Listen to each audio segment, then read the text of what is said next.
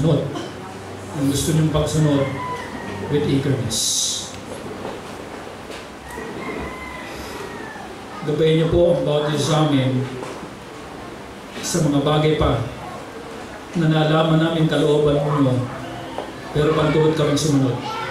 Tulungan mo sila, Panginoon, na sumunod with eagerness. At sa mga bisitang narito ngayon, ang Panginoon ang kailangan mo. Ang Panginoon ang may kakayahan na mag-restore ng buhay ng isang tao. Ang Panginoon ang may kakayahan na mag-repair ng wasak na buhay ng tao. Only the Lord Jesus Christ. That's why we need the Lord Jesus Christ. At sa bisita namin narito ngayon, ang Panginoon ang kailangan mo.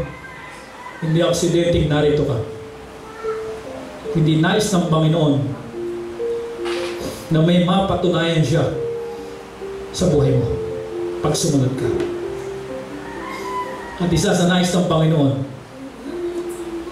nais ka ng Panginoon na iligtas mula sa impyerno. Tayo ay makasalanan, at dahil sa ating kasalanan, tayo pupunta ng impyerno. Salamat sa Panginoong Isus, siya ay namatay sa cross para magkaroon tayo ng tagapagligtas. We need the Lord. At kung na-realize mo sa buhay na ito, Lord, kailangan ko kayo. Nais ko kayong papasukin sa aking buhay. Sumunod ka sa maikling panalangin ito. Panginoong Isus, patawad po sa aking mga pagkakasala. Ako po yung minasok ng problema. Ang sitwasyon ko ngayon ay hindi stable. I need you, Lord. Pumasok ka sa buhay, sa puso. Kayo ang mag-repair, mag-restore ng buhay ko. At kilalanin ko kayo bilang Panginoon at tagapagligtas. Salamat. Sa mga member ng iglesia ito, are we excited to follow God? If you are excited, kausapin mo ang Panginoon. You kneel down and pray. Magsisimulan sa masaya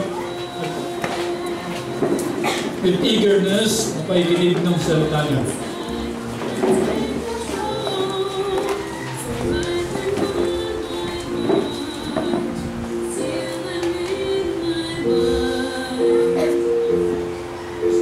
Tinisin muna natin yung paikinig. Diyan nagsisimula lahat eh.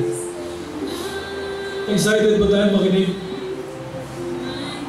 Kung kuminsan nawawala na yung excitement natin, hingin natin ng tawad sa Panginoon. Kasi para tayo mga bata na inuutusan na walang gana. Ayaw ng Panginoon yun. Yung bang nakikinig ng salita niya, walang kakana-gana. Wala sa loob. Naiinip. At naging ritual na lang. At nasanay na lang. Gusto ng Panginoon yung talagang buhay na buhay ka. Yung totoong-totoo kang nakikinig ng salita niya. Dahil doon sa salita niya, doon ka magkakaroon ng pagtitiwala, ng faith. At pag may faith ka, doon ka susunod ng masigla. At pag sumunod ka ng masigla sa Panginoon, ang pagpapala ng Diyos, masigla rin ibibigay sa'yo. Hindi magiging pantulot ang Diyos sa pagbibigay ng pagpapala. Pero kung napapansin mo, pantulot ang blessing sa'yo, there's something wrong.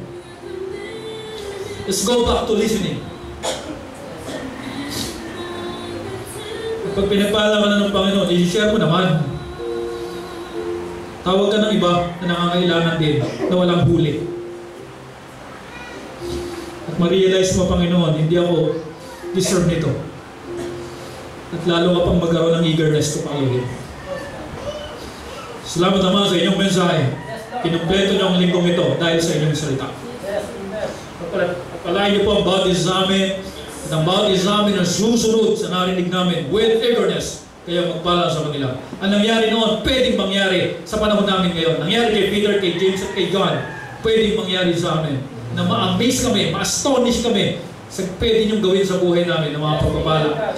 Salamat sa inyong pangako. Salamat sa istoryang ito. Binuhay mo kami muli. Sa pangalan ng Panginoong Hesus. Amen. Amen.